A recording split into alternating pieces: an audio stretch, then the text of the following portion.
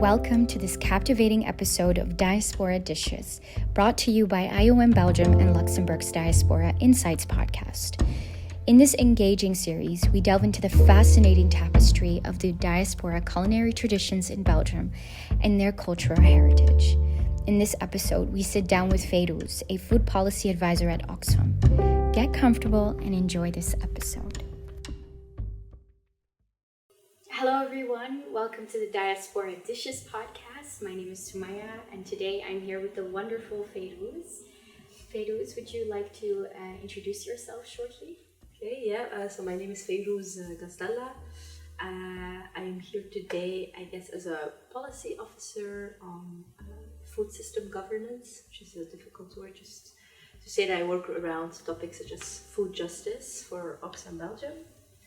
And I think I'm also here because I'm from Diaspora. I am Tunisian, both of my parents are Tunisian. I guess I'm second or third generation living here in Belgium. Thank you. Maybe a follow-up question on that. What is your work around food? Maybe what is your favorite dish? Yeah, for me, something favorite is really difficult because I'm very eclectic and I don't really over and over like something. Like I prefer really diversity in what I eat. For me, that's a difficult question. But lately, I think I've been cooking a lot lemon rice, which is not Tunisian at all, but it's Indian. And the lemon rice with cashew nuts and mustard seeds really hits. So it's very good. It's very good. Maybe quickly back on your professional life. You work as a food policy advisor at Oxfam. What does a day in the life of Fairouz look like at her workplace? Chaotic, for sure, just like my my food preferences. Well, basically, what I mainly work around is facilitating participation of civil society and indigenous people to decision making around food. I said earlier that I'm a food system governance policy advisor, and basically the governance of food system means the decision making around food system. How does it happen? Where does it happen? And lately I work for the CSIPM, which is the Civil Society and Indigenous Peoples Mechanism, to the CFS, which is the Committee for Food Security. It's also a UN agency. What I do is that I work in a working group. I facilitate the participation of social movements and grassroots organizations so that they can also shape the decisions that come out of this Committee for Food Security. So I spend a lot of time doing that, and I really appreciate that part of my job. So for me, it's an important mechanism, the civil society, the indigenous peoples mechanism, because the voice of those who are most affected, most concerned by these food policies, shape what we advocate for, basically. So that's one part of my day-to-day is to really be in working groups. It's often international calls and settings where we also try to organize a safe space for everyone, and where we try to really take the global south more to the front, really push them to the front. And I also work around migration, and more specifically on the presence of migrant workers here in Belgium. It's really a work that I've started to explore. And my day to day would be to really link up, find people, like-minded people on the subject, but also people who work in the agricultural sector in Belgium and who are affected by abuses. So I've been interested in analyzing what it means, especially because migration is an interesting entry point, because with migration it comes the migration streams, and then with the people coming from certain countries, it gives us an image on the local level of what's happening on the global level. Mm-hmm. So the reasons behind these migration streams are really informative. And for me, this is an opportunity to really visibilize basically the migrants in the agricultural sector and tell the Belgian folks that there are people working in these fields for you to have food on your table, right?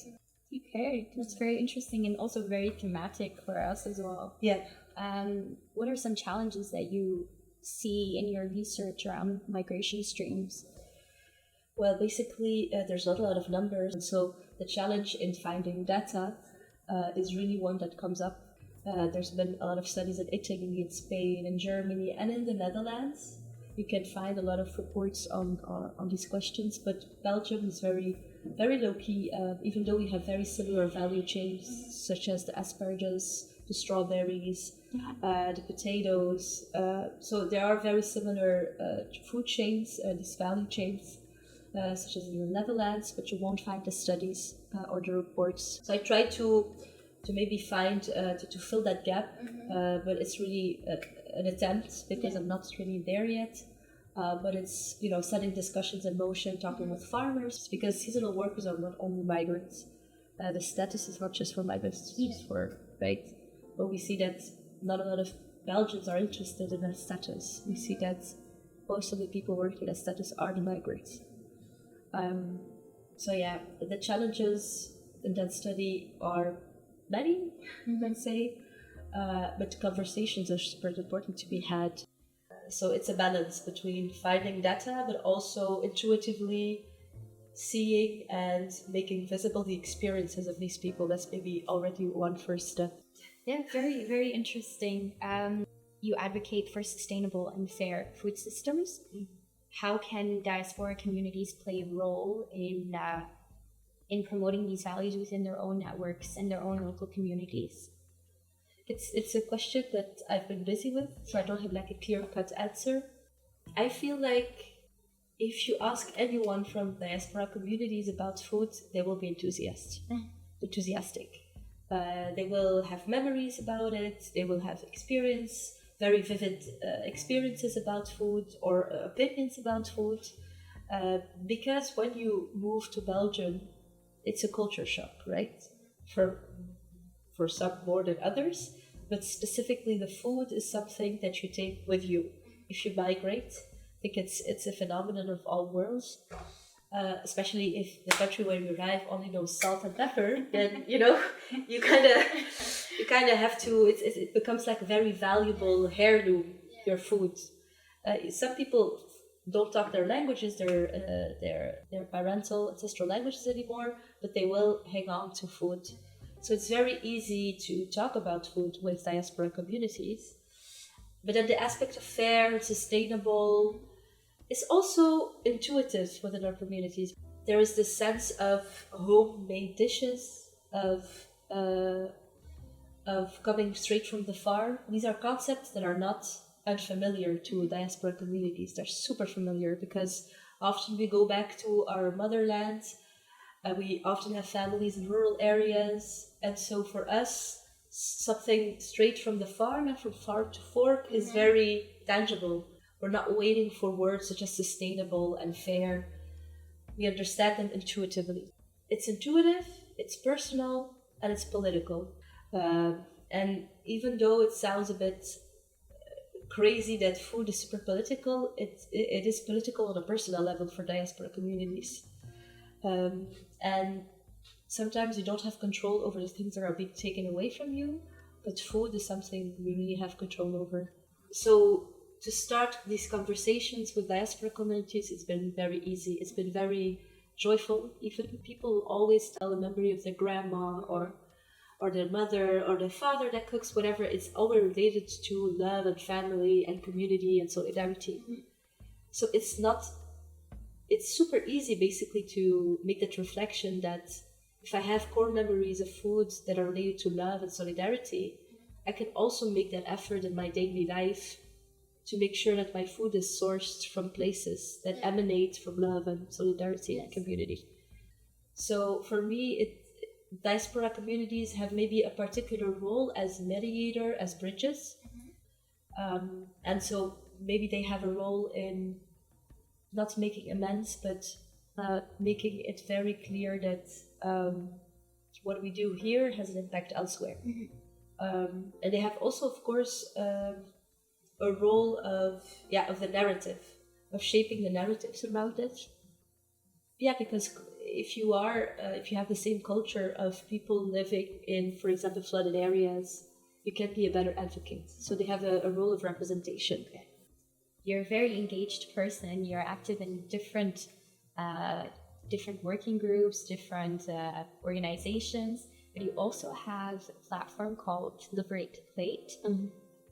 Could you tell us a little bit more about that, and also what inspired you to even start? Yeah. Well, I think I've been wanting to do for the longest time Instagram dedicated to, or just, a space on social media dedicated to food things, because on my personal page, I was already doing that, but I felt like a dedicated place just to gather people that are interested, and to just already have a pool of people who I know are interested in the topic.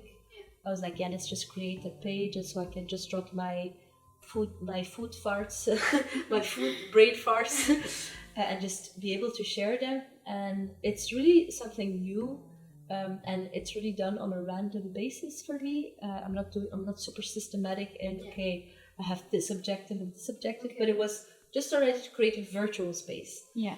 Because ultimately my dream would be to have like a physical space where I could gather people who are interested to learn not only about food justice, but also practice it. Okay. So permaculture projects, have a community garden, have a community kitchen, really practice basically what I'm preaching. Every day you're busy with your food, may it be to cook it or to go get it. And so 3 times a day you're thinking about food. And so that means that you can also work on where you're getting your food from. Yeah. So that's what I found very interesting. And that would be ultimately where Liberate the Plate wants to be and what it wants to create. And the ultimate goal would be to leave your screen, right? Maybe look at your screen for inspiration. Yeah. But ultimately, I would love to inspire others. Very interesting. I do have a follow-up question. How can we as individuals, because you talked very briefly about how we as individuals can also impact and can practice sustainable food systems within our own communities.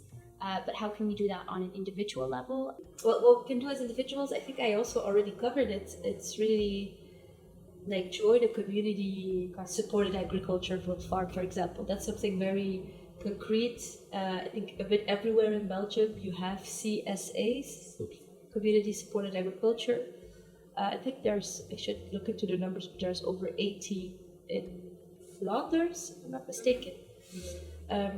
So anywhere where you live in Flanders, there must be a community-supported agricultural initiative, which means that every year you kind of pay the farmer an income, even before the harvest, so that you have access to the farm when the harvest time happens. And depending on how you do your groceries, it might be cheaper to actually, go and harvest your own vegetables, and then you really have contact with the earth.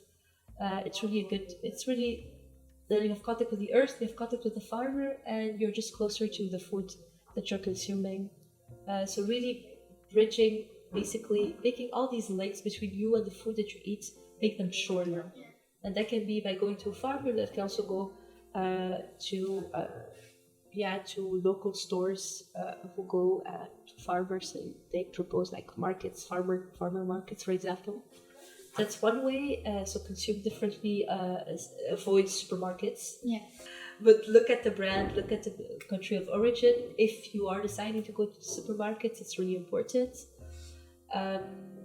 The other way is, and it's individual, but you're joining the community, right? So just join community kitchens.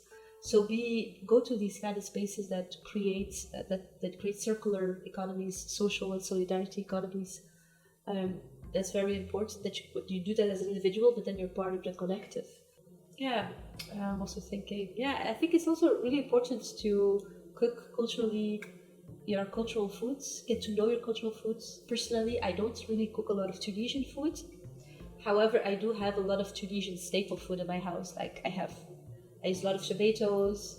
I use a lot of olive oil from Tunisia. Of course, harissa it's a basic. Also, the spices that you make. Use your spices from your country. Try to create new dishes with them. Stay close to your culture. It's really important. Also, there's been studies about how it's important for people from migration that they keep consuming the foods from their motherland, because our ancestors have eaten that for centuries before we moved. So it's really ingrained in us.